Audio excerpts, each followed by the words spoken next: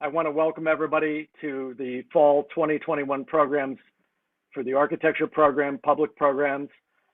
Before we get started, as is our custom, I want us to take a pause and think for a moment about where we've come from, and to think about the fact that the University of Maryland is built on land that was stolen from the Piscataway people by European colonists.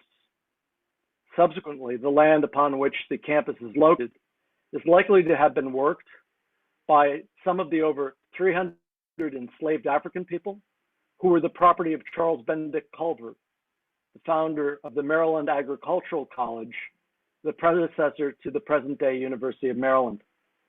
So we ask that you pay respect to the Piscataway people and the enslaved African people whose lives were tied to these lands and thereby tied to our lives. Please take a moment to consider the many legacies of violence, displacement, migration, and settlement that brings us here together today.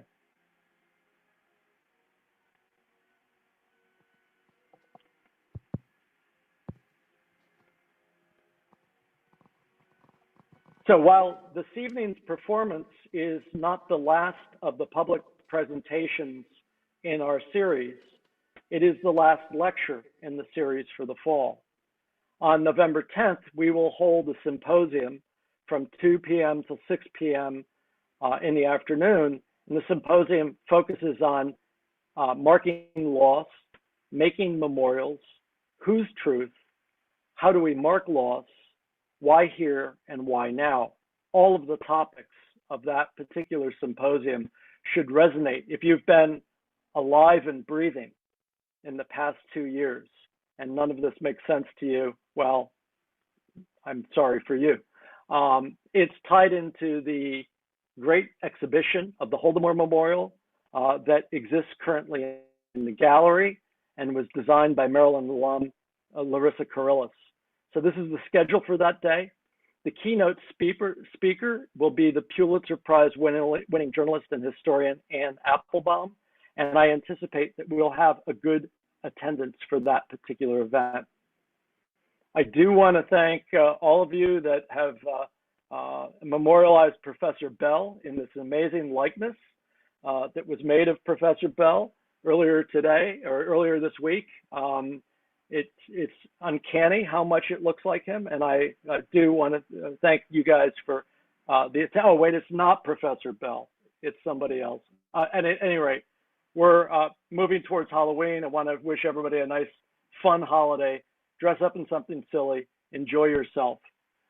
Today's lecture is made possible by the Guy Lombardo Lecture Fund. Guy Lombardo was a student in the School of Architecture whose life was cut tragically short in a car accident. His wonderful parents, who are also now deceased, from Middletown, Connecticut, established this lecture series in his honor. The funds for this have grown. Fundamentally, it supports almost our entire lecture series for the year. And there's great generosity. And out of a horrible tragedy, Guy Lombardo's name becomes memorialized in the series, and we thank the family and the friends of Guy Lombardo that made this possible. I turn this over to Professor Matthew Bell, who will introduce tonight's lecturer.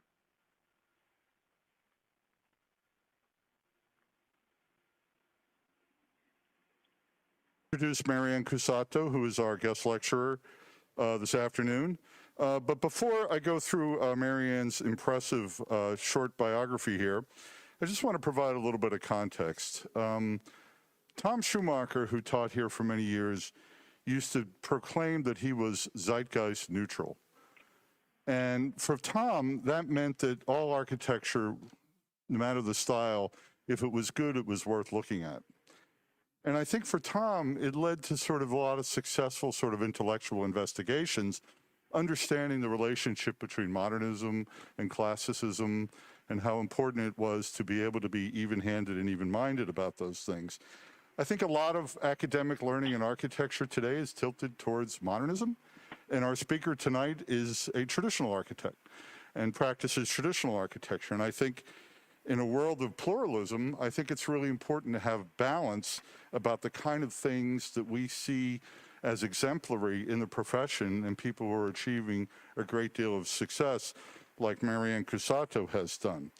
So what I would like to think is tonight is a way that we can sort of look at traditional architecture as well and see the value in many of the things that that represents. Marianne Cusato is renowned for her work on innovative housing solutions for disaster recovery and workforce housing.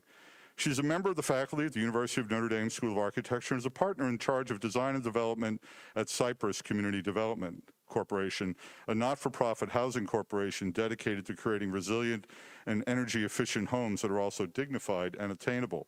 Cypress CDC's work includes the development of 450 Katrina cottages in Louisiana through FEMA funding, as well as the homes in the Florida Keys following Hurricane Irma and in Sonoma County, California, following the 2017 wildfires. They are currently working in Panama City, Florida, rebuilding from Hurricane Michael in 2018, and on the island of Barbuda, rebuilding from Hurricane Irma in partnership with the Prince's Foundation. Cusato has been ranked number 4 in the most influential people in the home building industry by Builder magazine, and voted one of the most 30 influential women in the housing economy by Housing Wire magazine, and selected by Fortune magazine as one of the top women in real estate. She holds a Bachelor of Architecture from the University of Notre Dame School of Architecture and an MBA from the University of Notre Dame's Mendoza College of Business. So tonight, what I would like us all to do is to remember our colleague Tom Schumacher, be like Tom, and understand how to be zeitgeist neutral, and welcome Marianne Cusato here to the University of Maryland. Thank you. Thank you, Matt. May I take the mask off to speak? Is that in protocol? Okay. I'm in the box. All right, great. Well, thank you. Thank you, Matt, and thank you, Brian, for the introduction and for inviting me here. It's my first time to University of Maryland, and I've had a wonderful afternoon in Professor Bell's class doing design crits and seeing the amazing urbanism that you guys are working on. It is an honor to be here and talk about something that I care very deeply about. Let me just very quickly share my screen. As I'm doing that, I would love to get a sense of who I am talking to. So how many of you are undergraduates? Okay, great. Graduates? Excellent. Is anyone here not an architecture major? Is anyone from? Ah, excellent. One. Fantastic. What are you? What's your background? Fantastic. Excellent. Welcome. So it's an honor to be here. This is a topic that's very near and dear to my heart. I'm going to be showing some of my work, talking about the process, the thought process for how I design. It definitely, as you see on the screen, I design traditional buildings. I actually, before I most recently moved to South Bend, I lived in an Architectonica Philippe Starck building in Miami. So I also do love modernism. I just happen to draw, the irony is actually a lot of the great modernists live in traditional buildings. So I really enjoyed the fact that as a traditional designer, I was drawing little sash windows inside a nice sort of 15-foot wall of glass. So it is, the approach to the work that I do, which I will talk about, is about place first. The form and the style of the building come after that. So I'm going to talk a little bit about that. I'm going to talk about the intersection of affordable housing, climate change, social justice, because it all merges together. It's something that, a topic that I've come to sort of roundabout, and I'm going to talk a little bit about that. I know that Richard Rothstein has been here, so I won't repeat his lecture, but there are pieces of it and the progression of our history which have led us to where we are today that are important and have influenced my work. So I will be talking a little bit about that and then coming full circle to a sort of a next steps and a solution section, and as you know, as architects in training, a list of suggestions of the lens that you will look at. So my background is in housing design. I graduated from Notre Dame, went and worked in a firm that was doing buildings within new urbanism. We worked with, as a satellite to Duane Platter-Zyberk. So I learned very quickly from the first time I graduated about the importance of putting a building as the wall of the outdoor room, that the architecture was secondary to the place that it created. And that was very influential in the work that I did, that I've done. My goal is that when my work is done, you won't know I was there. I try to create the walls of that outdoor room. I was never the one in school that did well at the object buildings. I was always the fabric building. I wanted to design the backdrop. I would still leave the fabric or the object building to someone else. My personal, what I've come to realize in my design work as I've gone into the profession is to see where I fit best. And that's something as students, you will learn, you'll try different pieces of it, but you'll find that place that fits right. For me, it's fabric buildings. It happened to be small houses. I loved the idea of the Sears and Roebuck house. I thought it would be fantastic to try and recreate it. I'm still trying, 15 years on in. But the idea of bringing a house as a product to a homeowner to make it easier to get it right than to get it with the sort of the big garage in front snout house. That's been my goal, is to try and find the antidote to that big garage in front, but pull the house forward to make it about the people that live in it and the people that might walk by it. After Hurricane Katrina hit in 2005, Andreas Duane invited me down to Mississippi to be part of the Mississippi Renewal Forum, where we were trying to figure out how you deal with this. The size of the disaster was so much larger than anything that we had seen before. And this just, at that moment, really changed. You'll find as you go through your life, there will be those moments that just change the course of what you're doing. We were asked, there were about 200 people that came down, and we were put in different teams. I was on the architecture team, and there were about 10 of us. And before the charrette, Andreas sent an email out saying, you guys have to come up with the alternative to the FEMA trailer. And figure it out. And so we were all designing little cottages. The FEMA trailers were about somewhere between 200 and 400 square feet. And so I designed a little 300 square foot building. It's this yellow one that you see here. We designed it, we drew it. It was one of the first images that came out as an image of hope out of this charrette. After this horrible event had happened, we were able to give an image of hope. And this was my first introduction to working with affordable housing and working in climate recovery. Both of those things really have changed the course of my career. What I didn't realize was the layer of social justice that was embedded in my work, and I'm ashamed to admit it, but I think that's part of an important thing, is as designers that we learn as we go and we own it when we're missing things. And I was missing things. So I'm going to talk a little bit about that today. What I didn't realize as I carried on, so I've designed this little building. We got amazing. The great thing is nobody cares about modern or traditional when you're going up against the FEMA trailer, because nobody likes the FEMA trailer. So it was a universal win. And so all of the people that would normally dislike my work suddenly loved me because I'm a hero for going up against a formaldehyde-ridden trailer that was killing people. So there's pretty low-hanging fruit. So it was an immediate win.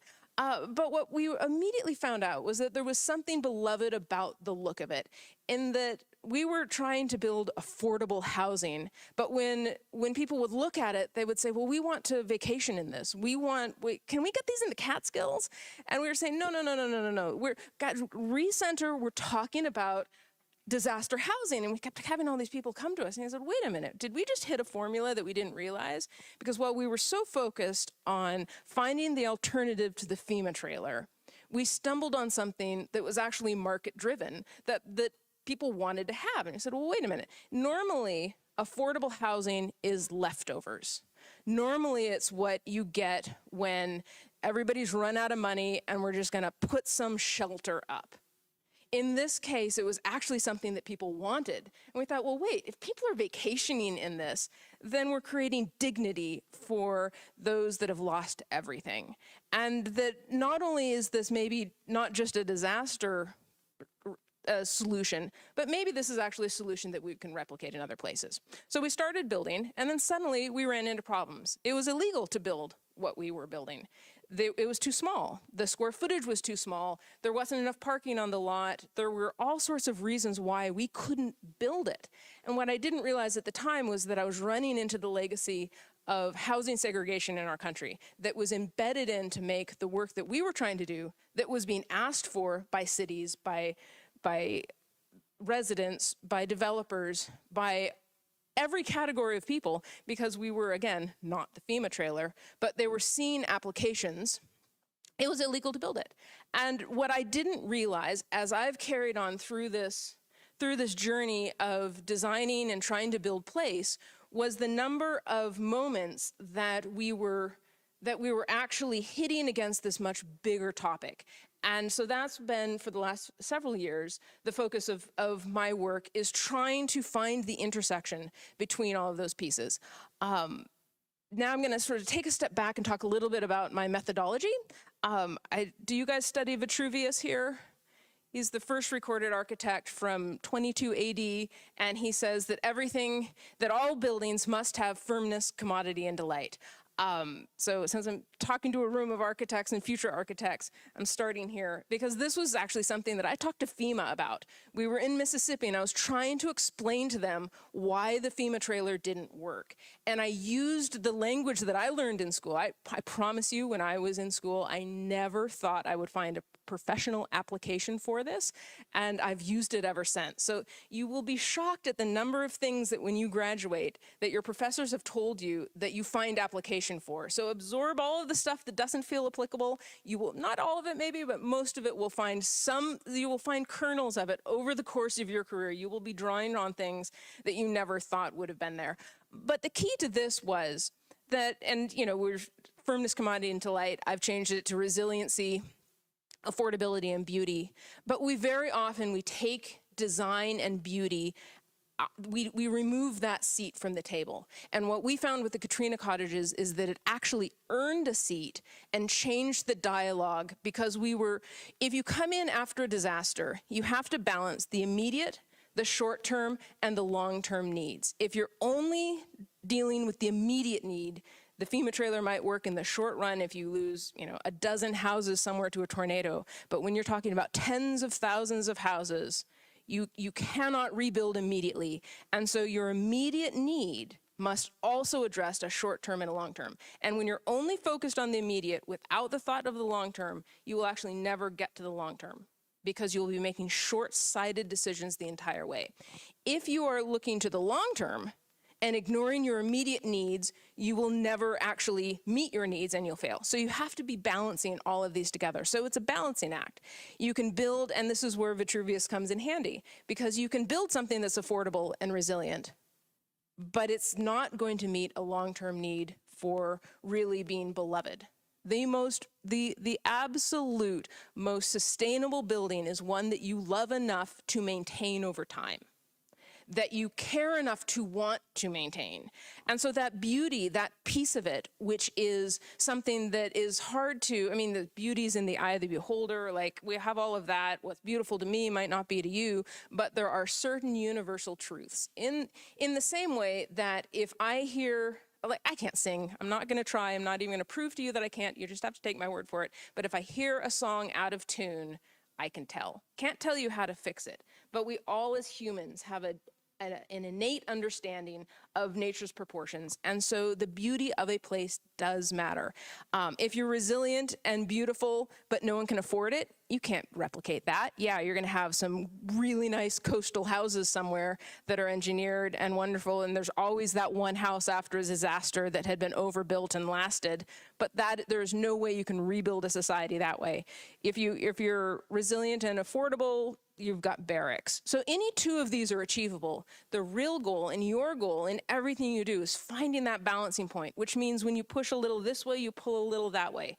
And everything you do has to be about making these decisions and judging and valuing, well, what are the things that really matter, and how do you get to where you want to be when you can't have everything? And that actually it's both a challenge, but also the fun part.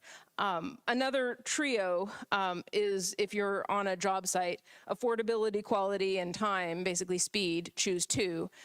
It's really difficult to get all three of these pieces. So it's something that you're trying to balance. This is from one of my development firms, one of our pitch deck, as we're talking to investors, where we're explaining the type of work that we do. And this is just partial, our guideposts that we want, that the first is that we have to be resilient and durable, that it's a non-starter if we're not. This, of course, also means we're never going to be the cheapest, and this is a problem when you're trying to be affordable. And so, again, we're balancing. That social justice must have a seat at the table. This is something that, in the last year, 2 years, has become more and more of an issue, and I'm really grateful that it is. I'm a little ashamed that it wasn't sooner, but I'm going to own that. It must be sustainable. We can't build something that is just for the moment. If, this is build cheap, build twice. And that it must be part of community. And these are another version of this, but then now looking, that's the bigger picture.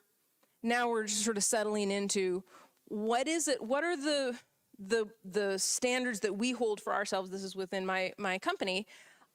First, a building must create community. It can either be in a new development or infill. We're currently doing a lot of infill, and the opportunities there to help communities heal is an important thing to look at. Of course, there is, and I will talk about this, the concern about displacement and gentrification that must be addressed.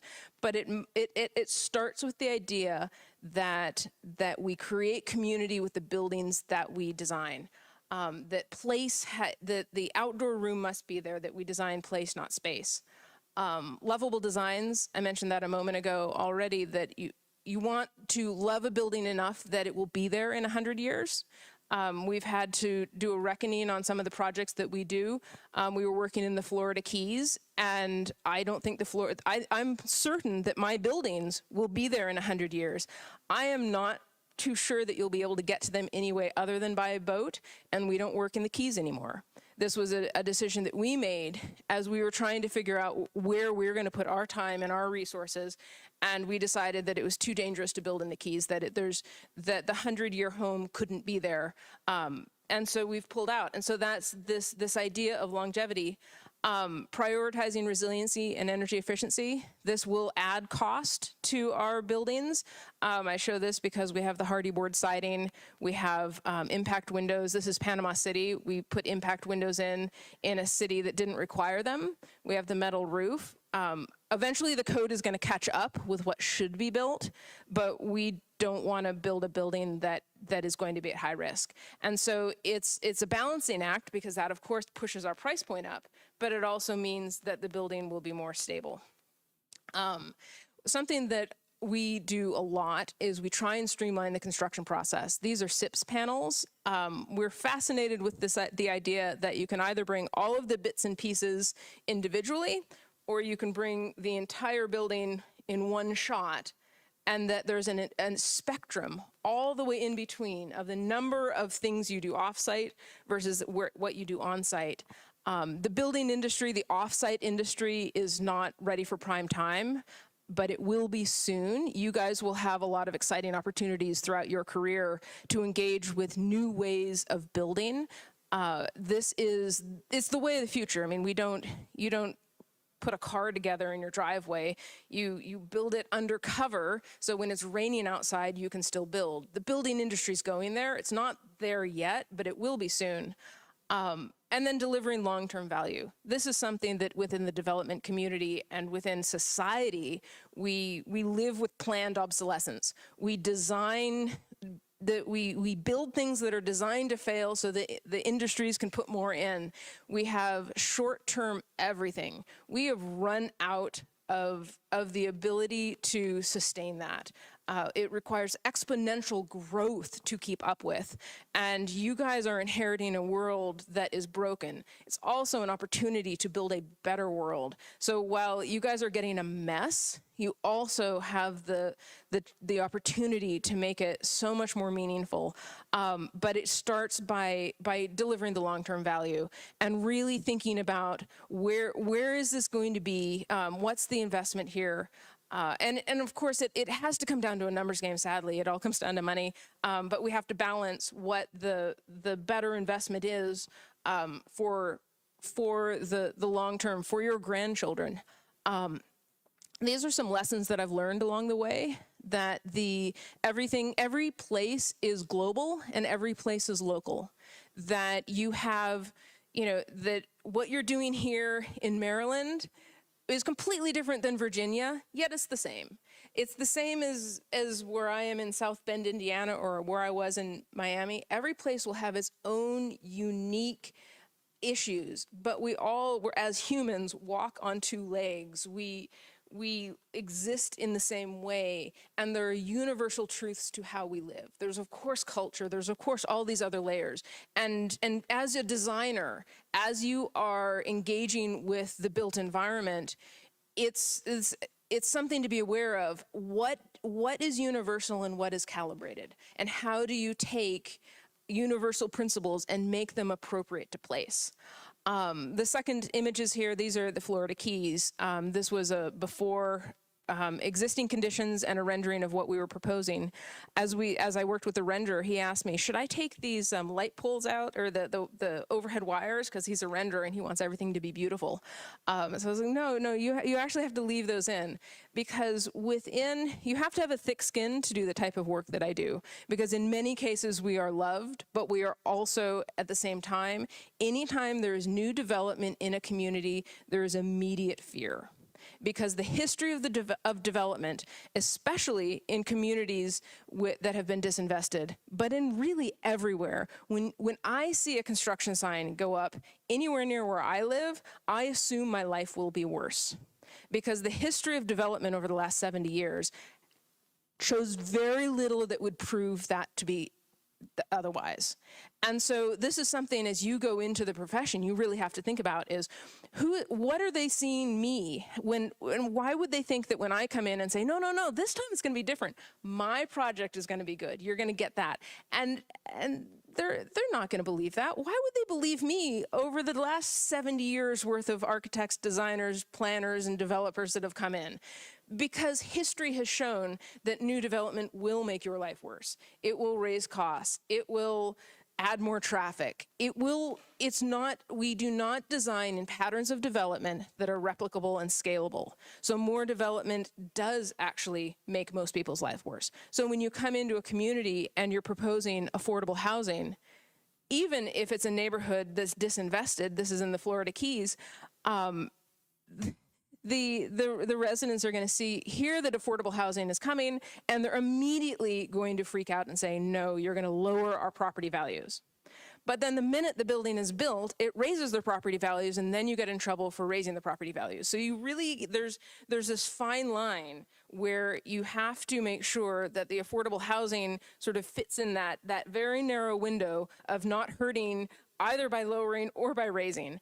And that's a very fine line to be, and we don't always get it right, and we do try. In this community, it didn't actually impact the housing prices at all, because these were part of a community land trust, which meant that they were not comparables to the other buildings on the street, which most of were at-grade trailers, which were unsafe anyway and needed to be replaced. So the Keys are a mess in general, because so much of the housing stock is just unsafe. The last little icon here is that when in disaster housing, you're always too soon and you're always too late. You have to make decisions early before there's funding. You have to be in the conversation when you weren't invited in the room, because the decisions are made that impact things later. And so it's constantly a back and forth of understanding the timing of all of the pieces. This was really a guidepost for us. They were the 1906 earthquake shacks in San Francisco. The idea of these was that after the earthquake and then immediately following the 1906 earthquake, there was a major fire. And so they lost thousands of homes. They built in open fields these quite cute shacks. And then if you've noticed, there's a little horse here on after the disaster was over and they'd cleared the land to be able to redevelop the neighborhoods, you could purchase one of these and you would attach it to the horse and it would pull it down the street. When we were researching the Katrina cottage, when we were trying to look at precedent for what we might do as the alternative to the FEMA trailer, we looked at the earthquake shacks. They still existed.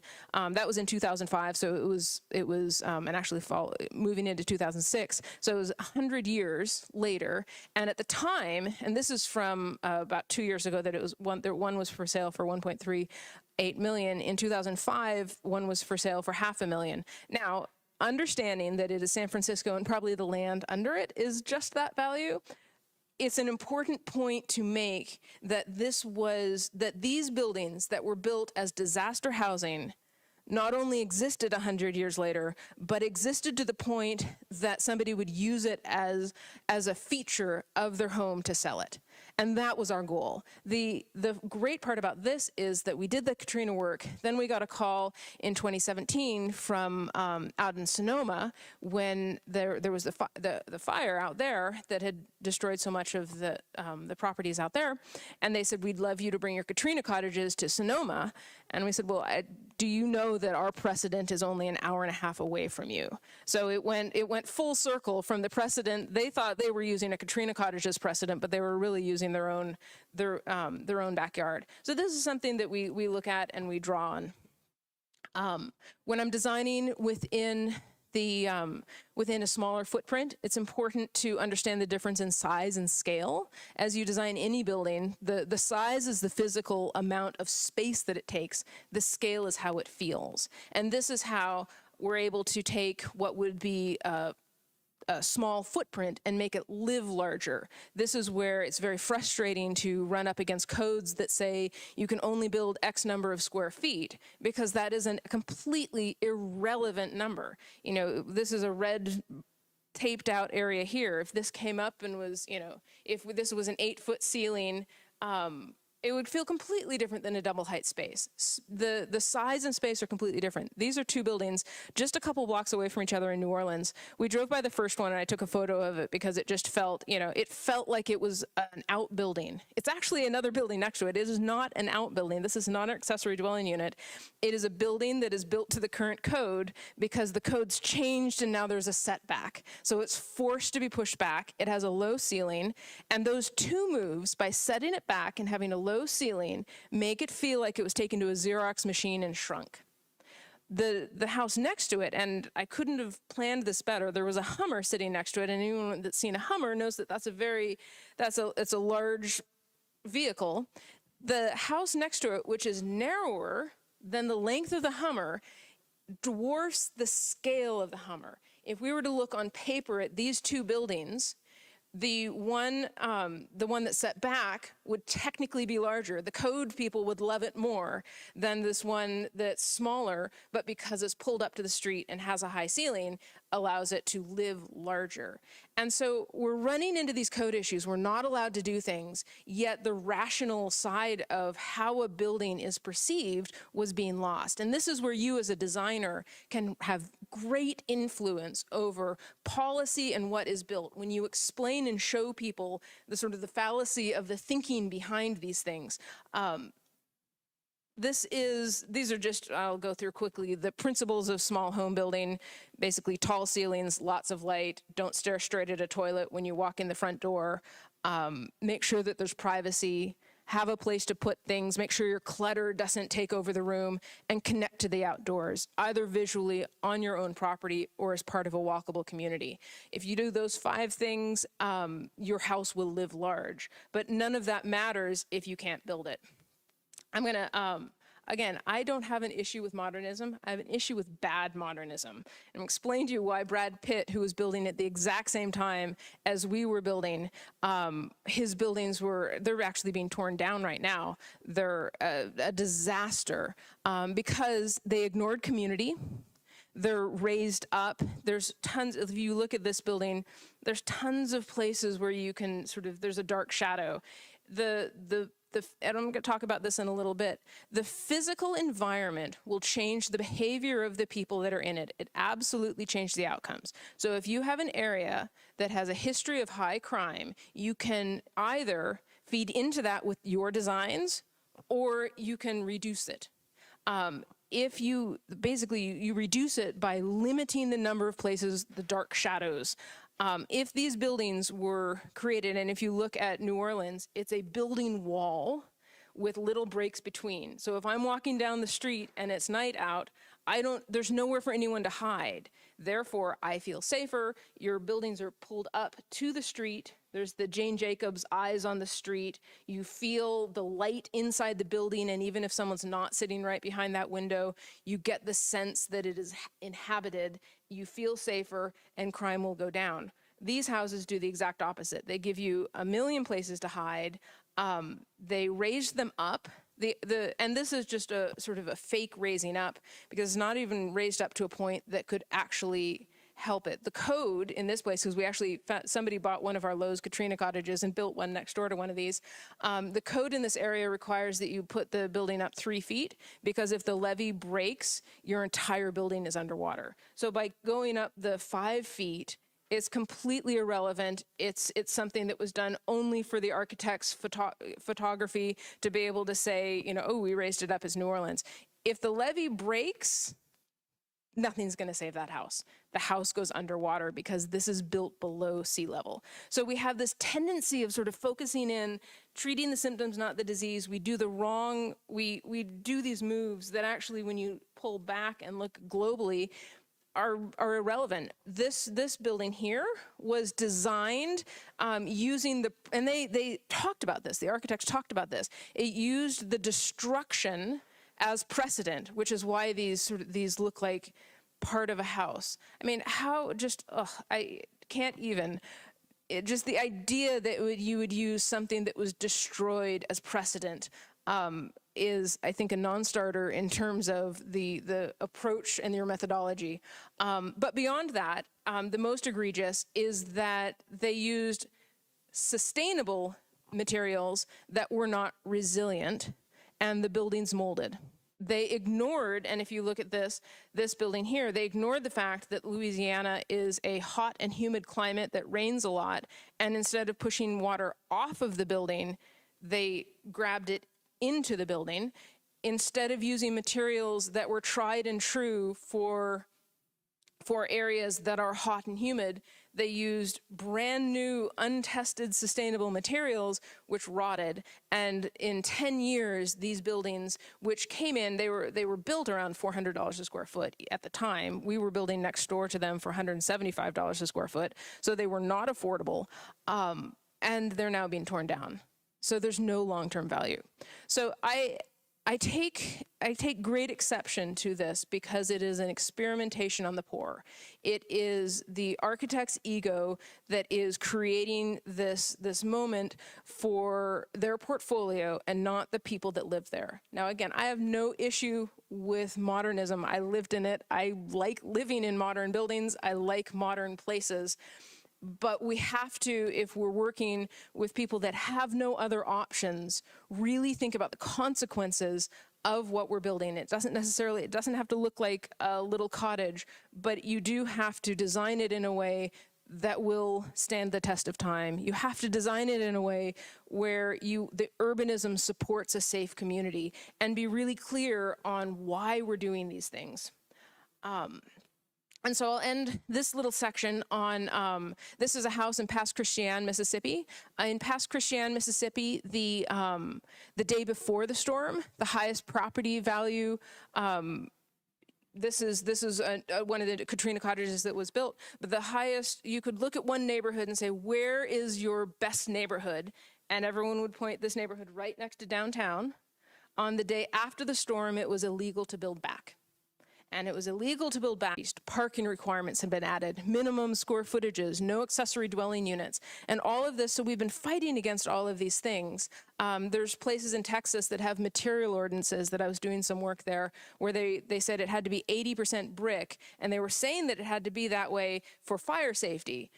But that's a complete lie, because if you have a 100% brick building that has an open eave, and a fire comes, your building's going to burn down, because a single ember can go up in your roof and burn the building from inside. If you have 20% brick, the fire isn't going to stop and say, oh, we're not going to touch this house because there's, it's 80% brick. The only reason these ordinances were put in place was to keep people out. And so we've been fighting this. And what I didn't realize was the deep history of it. So I know Richard Rothstein has been here. I'm going to go pretty quickly through this section, just setting the foundation for how we got to where we are. This starts in the 30s, this graphic, from the redlining that had happened, and we essentially went on two paths. The suburban experiment and the inner cities that have been left essentially disinvested. And what happened at that point has created the wealth gap that we hear so much about today, in that there's white flight. I'm sure a lot of this is very familiar, so I am going to sort of move quickly through this. But I set this up because it has an impact on all of these other pieces. And there's an area down here that we don't talk about very often. So white flight happens in the 40s and 50s. Communities are disinvested. Then you see the blighted communities that were blighted by design, where urban renewal comes in, the freeways go over them. In the 80s and 90s, so a lot of times we stop the conversation right here. We stop it at urban renewal. We stop it after the civil rights movement. But what is equally more damaging is how the suburban side of that has grown and expanded, and essentially grown beyond what its ability to self-sustain is, and now it is failing under its own weight.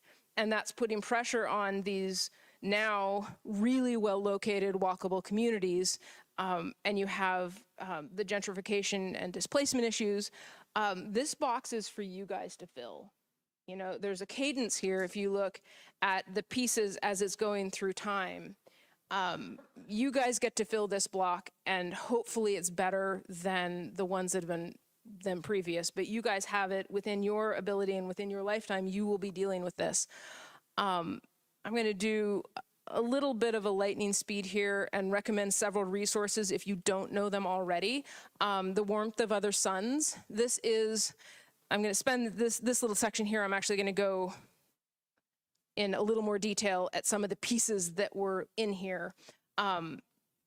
With 6 million Americans after Jim Crow South happened, the civil rights the Civil War happened, ended, and there was a moment during Reconstruction where we were actually on a different path in this country. And this is one of the things that I find probably the most sad and disturbing. Is I've always learned a history that the Civil War ended, slavery ended, things weren't great, but they got incrementally better. We had the civil rights movement, things still weren't great, but we keep getting better. It's never where it needs to be. We don't really learn this history, though. In my high school and every other high school of people I've talked to, we learn that slavery ended. We learn about the civil rights movement. You don't really go past World War II in high school, and there's these big missing pieces that as citizens, but especially as architects and designers, we have to understand the influence and the causes and the triggering points. Because when I can't build something because of a minimum square footage, it relates back to this. That when we can't build affordable housing because we can't put an accessory dwelling unit in a backyard, it relates back to this. And that it all ties together. So you have 6 million Americans, essentially domestic refugees, fleeing lynchings and life with no opportunity, moving first to the industrial Midwest and Northeast, and then out west in search of better lives. As this is happening, we have something called Sundown Towns, where if in the smaller towns essentially said, all right, well, we're just going to expel all, our minority populations. And there's this great book called Sundown Towns by James Loewen. There's also, if you're, just look him up, James Loewen, he recently passed away. There's some really powerful videos, short, that give you the snapshot of this and worth understanding this period of our history. I know that Richard Rothstein has been here. Absolutely, as an architecture student or a planning student, you must read this book. If you don't want to read it while you're drafting, it's a 10-hour audiobook. Just listen to it over the course of a couple weeks. It's really powerful, and we need to understand where we've come from and why the world around us is structured in the way it's structured. He also has some really good resources online, several good videos to watch. And essentially it goes back, so the mass migration is happening. You have smaller towns just saying we're a sundown town. And these sundown towns existed, those signs, they existed in some places till World War II. This is more recent history than we would want to admit. The National Housing Act happened in right after the Great Depression, where Roosevelt put in place the New Deal, which was to help draw us out of this economic crisis that we were in. If you have a home loan or your parents have a home loan, it is because of this. So on one hand, for the country, it was very positive. For communities of color, it was really the point at which the wealth gap was absolutely cemented in. This is an excellent resource. If you don't know it already, if you Google mapping inequality, you can go online. It's the University of Richmond, as well as several other, University of Maryland actually is in there too. Create this interactive website. You can go in. This happens to be the redlining map of South Bend, but you can go in. I teach a housing and social justice course, and the first assignment is write about housing segregation in your hometown. And it's shocking the number of things that we drive by that we don't know why they were that way.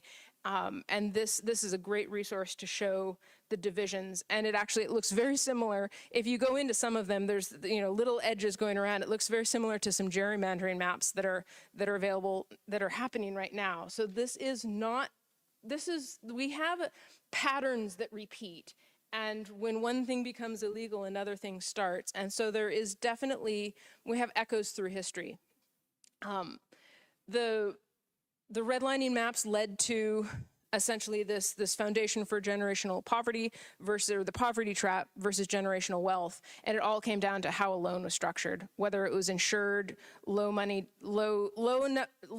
down, and it was insured versus a high amount down, which meant the bar was much higher to be able to save to get to that point, and whether it was a cash loan. If you have a cash loan, you can't build, or a contract sale, you can't build equity, which means you have to live in that house until you've paid off the mortgage. So if you've got a 30-year mortgage, you are stuck, and you miss one payment, you can lose all of that. If you build equity, at any point you can take your equity and move. And that allowed mobility versus conditions where it was more expensive to live in a house and in a neighborhood that was being disinvested.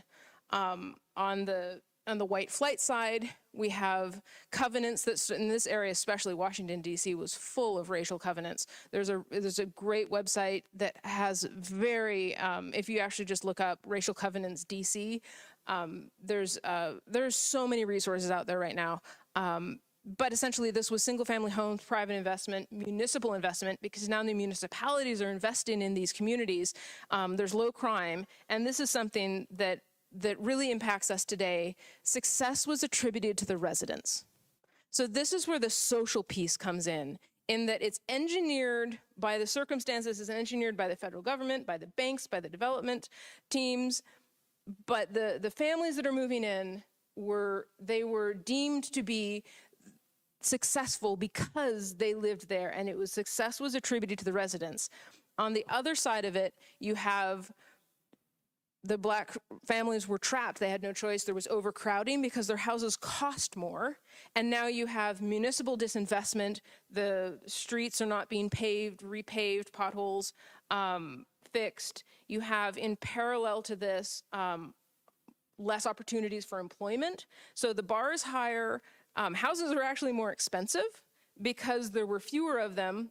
More families are moving into them, and landlords didn't have to update and do any renovations, so they're falling into disrepair. And those that owned had to spend so much more on the units that they didn't have money for the repair. And this, again, this is a major issue. Conditions were attributed to the residents.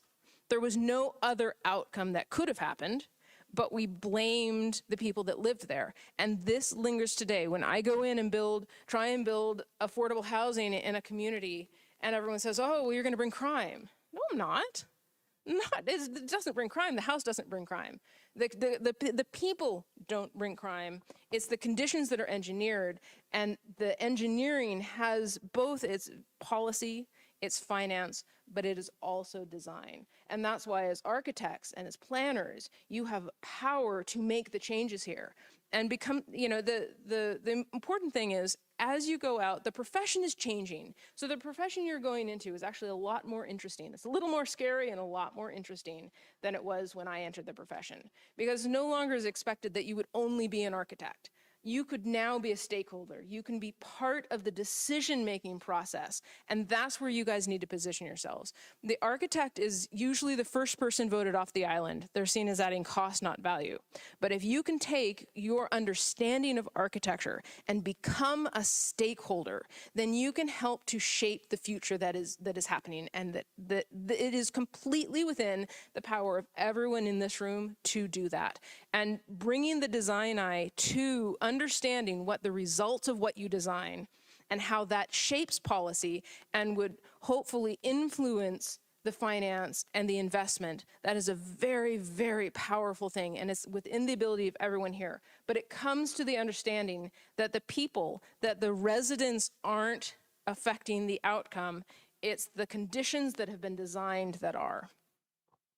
And this is where we get, and this is the same list I showed before. Now we have single family zoning, separation of uses, because the covenants that were put in place during white flight still exist today. You no longer can say the inharmonious groups and this statement that was here, this inharmonious racial groups. You can't say that. You don't say the quiet part out loud, but the resulting codes that exist in most American cities. 70% of America residential zoning is for single family zoning. It is everywhere. Many cities are now dialing this back, which is fantastic. And that's where you guys come in, where you guys get to help in shaping what that looks like. So I'm going to move here to the urban renewal. If you go in, this is the website from University of Richmond, where the mapping inequality. I've taken this one, I've merged it with, so this is Minneapolis as a case study. I've showing the line here, and now this is a website from University of Oklahoma, which again, I would highly recommend. Just look up urban renewal and slum removal. Google that, University of Oklahoma, and you get an interactive website. So this is the neighborhood that was redlined. And if you look at the fabric here, I mean, there's no difference in the street at this point, up to this point, there's zero difference. There's zero difference from here to here, but they were deemed different because of the people that lived there. And then this is what happened in urban renewal, that the freeways just sliced through, and in many cases went out of their way. And you can see this is where the interchange went. This is where the sort of the spaghetti soup, all of this came. I encourage you to think about this when you're stuck in traffic on a freeway near the downtown of a city. That most likely you are sitting on top of what was a neighborhood of African American community. I mean, and we need to understand that in the same way that Brian's beautiful remarks at the beginning of this talk had highlighted where we stand today. It's important that we understand what that freeway was and is. So the civil rights movement happened in the 60s. It was obviously important, but it was too little too late. Because the sprawling, sort of the suburban experiment was already well underway, and the wealth gap at this point was pretty solidly in place. The irony is that those that were seeking to privilege themselves, that these privileged white communities were then put in place all these codes, the minimum square footages, the minimum parking requirements, all of these things that are blocking designs that allow for more a mix of uses. All of that then created a system that has backfired. And now the very communities that were designed to be privileged are failing. And it requires exponential growth to build and to maintain the roads. Another resource which I really strongly recommend is called Strong Towns. And the leader of the Strong Towns movements, Chuck Moran, has some wonderful writings that really explain this well, and he calls it the growth Ponzi scheme, which essentially lays out the financial failings of our suburban model of development, the sprawling model of development, which essentially, if you build a road for a house, the houses on that street cannot pay to maintain it in the 20 or 30 years when that concrete fails and you have to put new asphalt on top of it. And it requires exponential growth to support the paving of that road and all of the other roads, which is why we have a crumbling infrastructure now, because we can't afford the maintenance, and concrete has a finite lifespan. And the lifespan is less than the taxes that are generated by the houses on that road or the development on that road. And essentially the system has failed. And these are side by side, just showing what it takes, the police and the fire and all of the different utilities to support a dense, walkable urban fabric versus a suburban fabric. And it's just fundamentally a failed system. And this is some images here just of the wealth gap showing, and starting in the 60s at the point when things were supposed to be equal or more equitable, and clearly not. This is another resource which I'd highly recommend, is the Citibank, City GPS, put out a report that actually quantifies all this. They put numbers to it. Arm yourself with this. Arm yourself with understanding what the actual cost of this is to us. In one place they say there's $16 trillion over the last 20 years that we've lost in our economy because we are not an equitable economy. Evicted by Matthew Desmond is another book that, so I'm a professor, so I have to give you all homework. This is another one. It's a quick read and really powerful, which talks about essentially the poverty trap and the opportunity gap that comes when children go to a school and they don't know when they go home from school if they're going to have a home. And the power that eviction has to absolutely destroy and disrupt households and futures.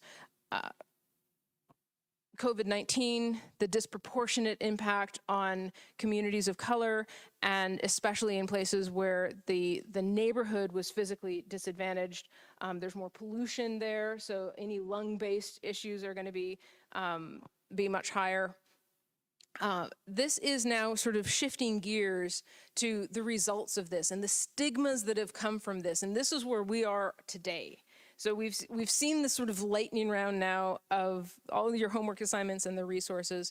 But what has come of this is a world where we have these thought bubbles that come up that we accept as given. Affordable housing brings crime.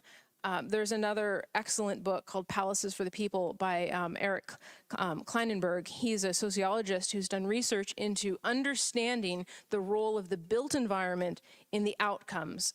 He has a couple examples, one in Philadelphia. It was actually just highlighted last week in the New York Times, where they took neighborhoods where there were a lot of missing teeth, buildings that were gone, that had the empty lots had become overgrown, fallen into disrepair, and there was a lot of crime. And they took some of the streets and they cleaned out the overgrown weeds. They made little pocket parks. They engaged and activated empty land. They weren't building anything. They repaired windows, they did that, but they just made it a cleaner street and a place where people felt less comfortable hiding in the shadows. And crime went down. Crime didn't displace to the next street over. Crime actually went down. It wasn't moving other places, it was going down. And it was the physical environment. What he talks about, and if you've heard the phrase, the broken windows, which was at the heart of the stop and frisk police methodology, which has been a major player in our over-policing and over-incarceration issues, the broken windows theory, which has proven to fail as a way of policing, but it's based on an idea that if you have a broken window, you get petty crime. If you get petty crime, you get major crime. So for the police, they went back one step and said, we're going to stop the petty crime. That failed. But what they didn't do, and what as a society we didn't do, is say, well, why don't we go back one more step and fix the broken windows? And Kleinenberg proves through his work that if you fix the broken windows, you reduce the petty crime, and if you reduce the petty crime. And so instead of coming down on people, it's not the people, it's the environment.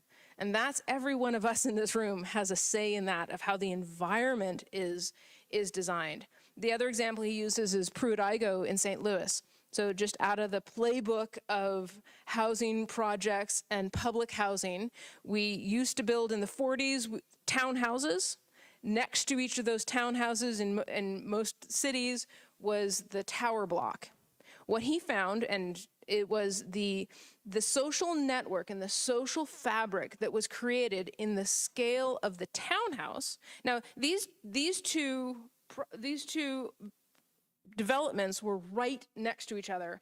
And if you were in public housing in St. Louis in the 60s, you would go, you'd put your application in, and you'd be put in one or the other. So the sorting of the people that were going into these were the exact same demographic, the exact same everything. And the only difference was whether you won the lottery or lost it. And if you won the lottery, you went into Carr Square Village townhouses, where the scale of the building allowed the neighbors to have agency over the area outside of their immediate units, and they knew their neighbors and it was safer.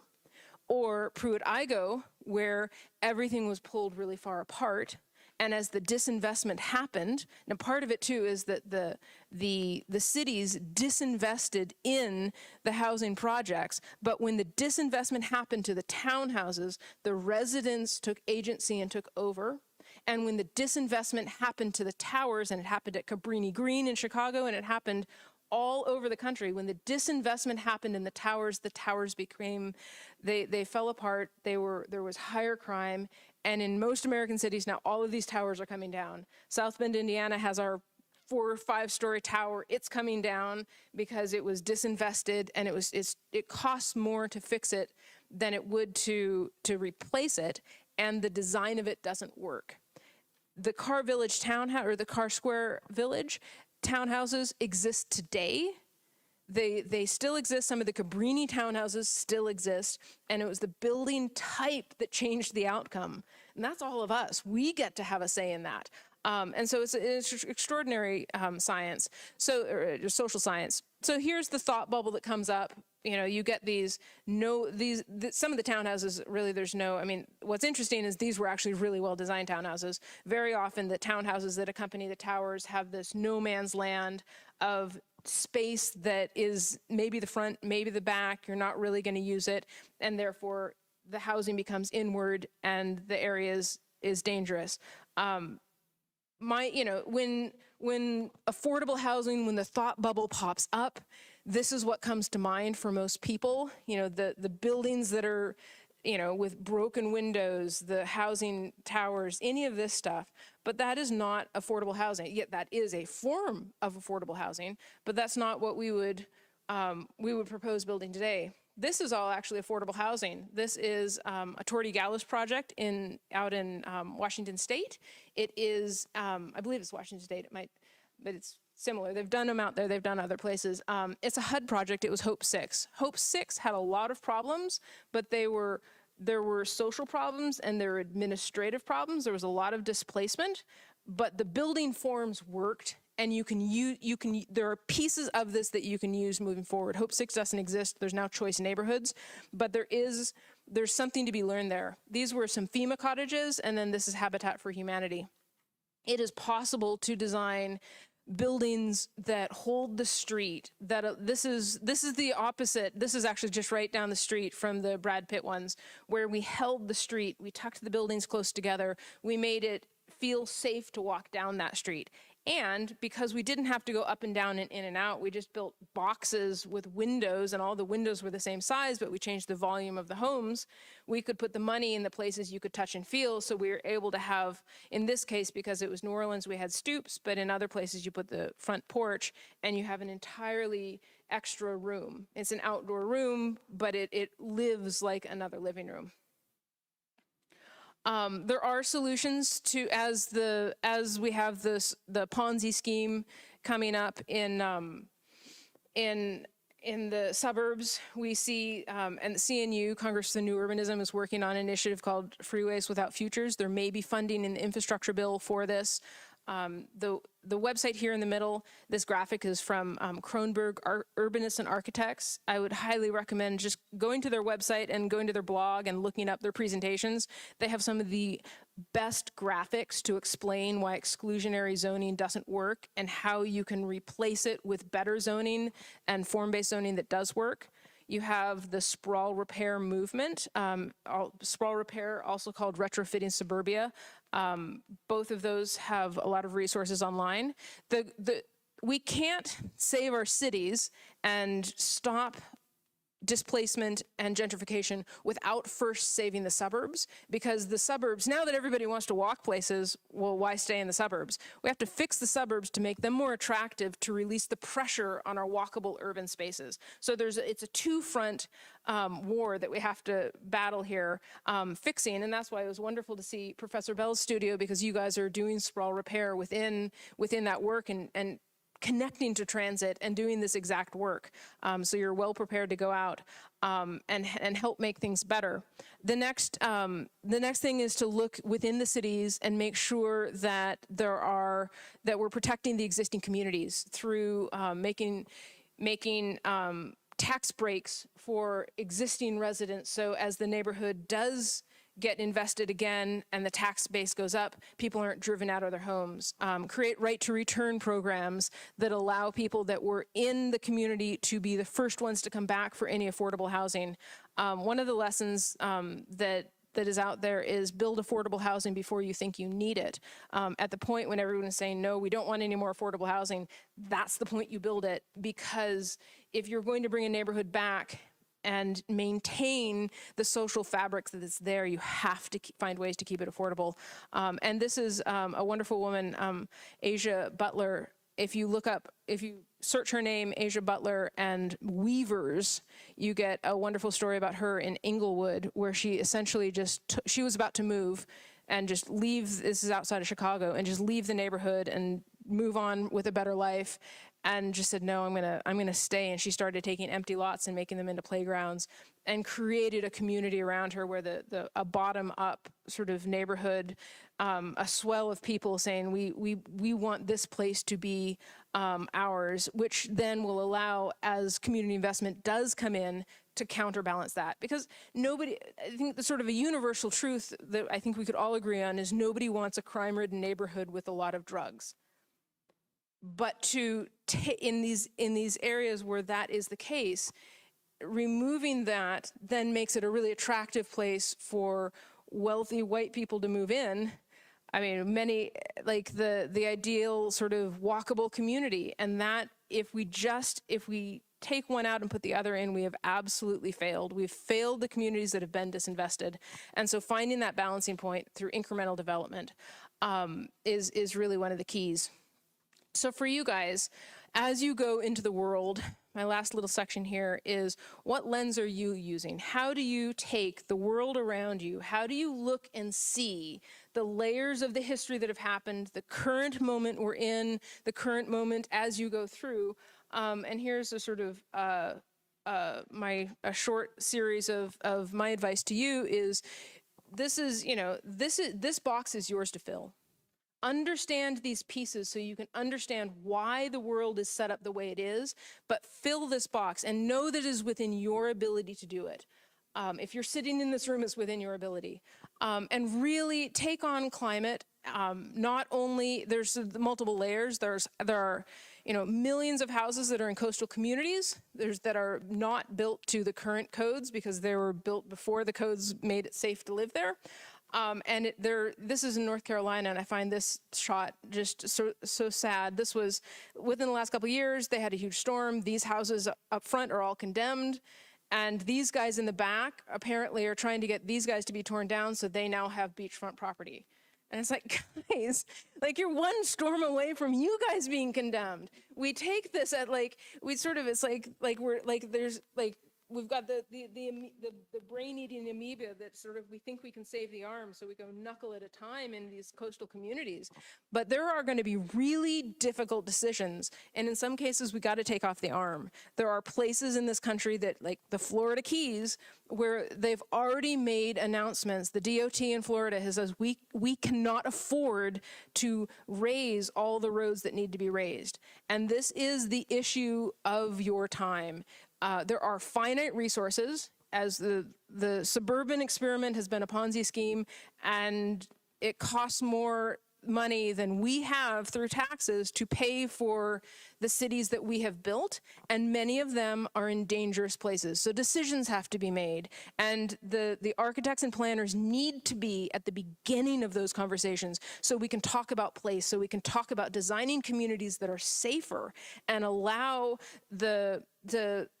an equitable retreat, because there will be winners and losers. There are always winners and losers. And unless somebody steps up and looks at building place and looks at how we develop that, it will be the same story again and again and again. You guys we all have the power to change that, but we need to go in with that lens. This is a project that we're doing at the University of Notre Dame right now. The Housing Authority of South Bend has it's a short tower because it's South Bend. It has the townhouses, they're all falling apart, but we're working with the Housing Authority to create a community that would stand the test of time, that be connected, have an identity of place. So we're out there trying to do this work, both in terms of the urbanism and planning. I'm still out here trying to do this work. These are, this is a hard slide for me, and I come to you with sort of a very open heart on this. This slide gives me trouble because this is my own work, and there's things about it that don't work. So as you do your work, challenge yourself to make sure that you're building what and where you should. This is a house in the Keys. It's a fantastic house. But as I mentioned before, I don't think in 100 years you can drive to it. And that is not something that I want to be part of. This is some work in Panama City. I think long-term we'll be on the right side of the news cycle, but most recently we got on the wrong side of this news cycle. Because the neighbors actually didn't like it. And so this was something that we're working with. Again, you have to have a thick skin if you're going to do this, because there's a lot of fear involved with building something. But it's something that we all need to be really reflective of. And so my final thought, and it's Thanksgiving, or sorry, it's Halloween. So this is Gigi, and these are, I've given my methodology, but these are my goalposts, and what I would hope for you is that you always look for opportunities for personal growth, professional growth, and find a little bit of joy. So thank you very much for having me, and I'm happy if there's time to have a few questions.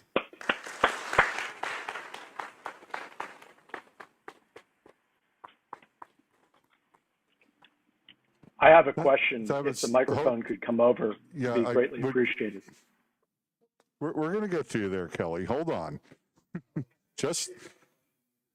I'm so impressed you have a good relationship with your dog, because our new dog runs away every time she sees me. I have to ask you what your secret is. A purse-sized dog. Okay. All right, Brian, I got the microphone over here by the monitor. Go ahead.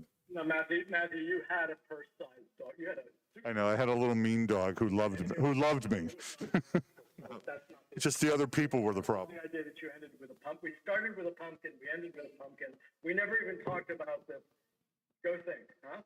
Hey, one of the things I just wanted to say that so often we hear lectures that are sort of post hoc, ergo propter hoc, because of this. I say this and therefore this. Lectures that have no principle behind them. What I appreciate, Marianne, about your work that you showed us today is that you gave us a series of principles to move forward on, grounded in the work of, not only in your own work, but in the work of others. And I really want to thank you for that. I think that's really a fabulous, it's a testament to where you're headed in your work, and it gives us a challenge to move forward. So thank you very much, and the best to you. And I hope we can all aspire to do principled work. Well, this work stands on the shoulders of giants. This work stands. There's no such thing as an original idea, and it's just a matter of taking that and finding ways to hopefully do good with it. So we probably have a time for some questions. If people have questions, I'll bring the mic over and we can get some questions. Sorry. Hi, thank you for your lecture. It was really lovely. What were you doing before you got involved with the Katrina cottages? How did you get to the point where you started working on affordable housing? When I was working for others, I did a combination of high-end residential. I did a combination of high-end residential and houses and buildings within new urbanism. So we were doing basically high-end and middle class. But my dream had always been to try and find a way to democratize housing and find some way to make it easier to get it right than to get it wrong. And so that was always out there. I was thinking about it in terms of middle class housing. But I'd also, I'm from Alaska, and during the summers my family commercial fished, and every summer when we were commercial fishing, we stayed in travel trailers. And so I also loved the idea of designing a trailer. So I was always interested in this idea of, one, democratizing housing, and two, designing a house that was the size of a trailer, or designing a trailer. And so when Katrina hit, it merged the two immediately. I was living in a studio apartment in New York at the time that was 300 square feet. I had just designed a closet for a client that was 300 square feet. And so I felt it was completely appropriate to design a house that was 300 square feet because it was all based on the same set of principles. Great. Any more questions?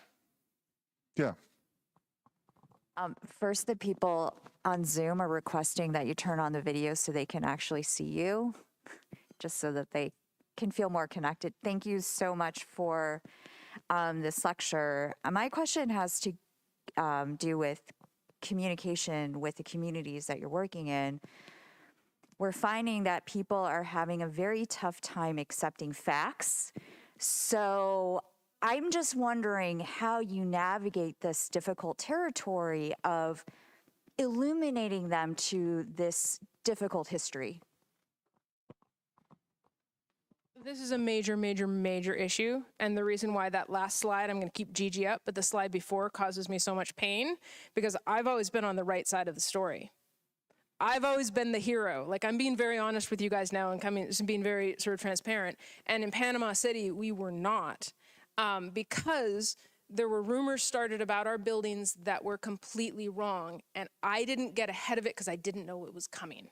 And the issue was that we were building in a community. So we built a 2-bedroom, 2-bath, 900 square foot house on really wide lots because the city wouldn't let us subdivide. So the lots were underbuilt. We were trying to, we were started in 2020. You cannot build a house affordably that is safe and resilient in a hurricane area. So we already knew we were going to be above the price point, but we brought a smaller house in trying to hit the price point instead of a 3-2 house. So here we are, we're trying to do the right thing. We're not bringing in some big, towering thing. And the community had seen no development in so long that when buildings started coming in by private investment, everybody assumed it was the city, because why would anyone invest in their community, first of all? Then they saw the size of it, and these houses were too far apart, and they created a narrative that we were going to build another house in between each. Well, interestingly, the design eye of the general public was quite spot on. The houses are too far apart. And there should be 2 more houses in there, but we just couldn't, and we needed to move forward, and we just had to, we're in business and we need to move our business forward, so we underbuilt the properties. our windows got caught up in the petroleum deep freeze from Texas, but that changed after the contractor started. So he made these amazing wood bucks that he put in with visqueen. But when the residents saw that, they thought we were putting visqueen windows in. And we didn't know any of this was happening until they came to the city council and started screaming that the buildings had cheap windows, when actually it was like it was the nicest wood, like it was so like expertly done, but we couldn't get ahead of it. And they started all of these telling, things about the houses that weren't true. So by the time that like we actually found out about it, the narrative was outside of our ability to pull back. And that's where you have to have a thick skin and try to, it was private investment. Now, if we were going in, like when we did the Notre Dame project, we, said, well, if we're doing a block, like if we're taking, and redoing this, we're not going to sit in this room without the residents. So bring the residents in, we're not putting a line on paper. But for 4 infill houses in this neighborhood, I wouldn't even know which group to call. So this a balancing act. If you're doing a really large development, absolutely, it's actually quite easy. You call a community meeting. If you're doing infill, it's really hard to know which landmines you're stepping on. And I stepped on a hornet's nest a few months ago, and I have a thick skin, and I also know that I think that we will be a good neighbor, that in the end that we will find, that we'll be welcomed into the neighborhood, but it is not easy. It is not easy when truth does not have a grounded meaning. So I have a question. I myself have worked rebuilding public housing and low-income neighborhoods, and it's always been interesting to me that when you talk to the residents of these places about what they want, the question of architectural style almost never comes up. But what you hear is what, at least in my experience, what people want is choice. They want what everybody else has, the ability to decide for themselves and have a choice between things. And I know, the Brad Pitt things are a sad tragedy, in New Orleans and things, but I'm wondering what your experience is with that, because today in academia, I think there's a very broad band of folks who are talking about the fact that certain more traditional styles of architecture are alienating, and that certain groups should not pursue them because they come from a history which is an alienating history fraught with peril. And I'm wondering what your experience is with that. So the traditional form has been co-opted by people we don't agree with, but it's also been used by people we do agree with. And so it's not something that's why I look to the principles of, do I create place? Is my work creating place? Is it lovable? Like, does it get a lot of good light? I mean, because fundamentally, that's what someone cares about. Is there good light in my house? Do I have good storage? Can I get a cross breeze if I go outside? And for me, I deliver that through a traditional form. If you can do it through other forms, I'm fully on board. But I think that any form that can deliver a successful set of principles should be allowed at the table. And when you take the building out as the primary driver and pull back to the place, the building becomes a lot less important, and the ideology almost evaporates, because at that point you're designing the outdoor room, and you're not designing for a car, you're designing for a person, and the backdrop actually wants to be kind of as simple as you can make it. And so the design of it, I think, comes in through the performance. And if it performs well, that's actually where I think that it's actually harder to design a modern building for housing. The public buildings has a different issue, but for housing, it's actually harder to design a building. If you have a wall of all glass, it worked when I was on the 15th floor of a 50-story building. But if you're sitting, we did in Sonoma, we had one of the builders brought in a modular glass box. It was beautiful, and if I had an ADU in my backyard, this is what I'd want. But it was a glass box, and as a neighborhood building, that's super uncomfortable. Like, it was uncomfortable to stand in the living room and look at the buildings next to it, because immediately all you're going to do is just shut your shades, because you just want to sit on your sofa and watch TV, and now everyone's staring at you. So the idea of a punched opening becomes really attractive when you build a neighborhood, when you build in a neighborhood. And the idea of a front porch, which is raised up a little bit, which means if you're sitting outside, when you're on that porch, if somebody walks by at street level, you're eye to eye. If you don't have a front porch and it's just a patio in front, you're sitting down low and it becomes very awkward and you actually feel unsafe when somebody walks by and looks down at you. So the form that we design is not because it's a historicist, ye olde, let's repeat a style. I repeat the design elements that give me the end result that I want, and it happens to be traditional, but I'm not designing it because it's traditional. Other questions?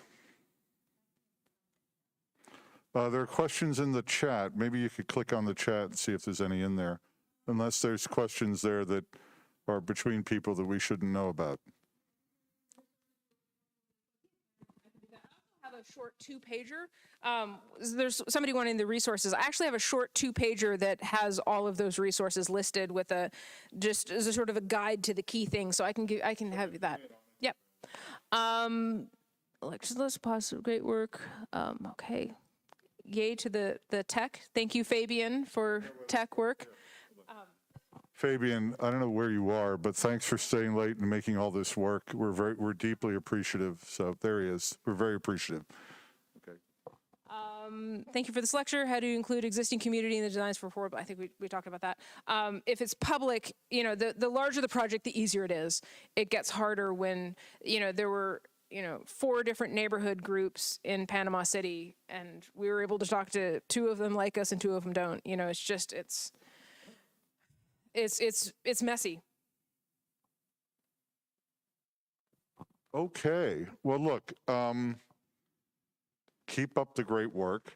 We are deeply appreciative that you're able to join us here. I know it's a long way to come from South Bend, probably coming to a little bit better weather here, but we brought the rain. I was about to say, yeah. But anyhow, let's all thank Marianne for her talk and wish her the best in the future.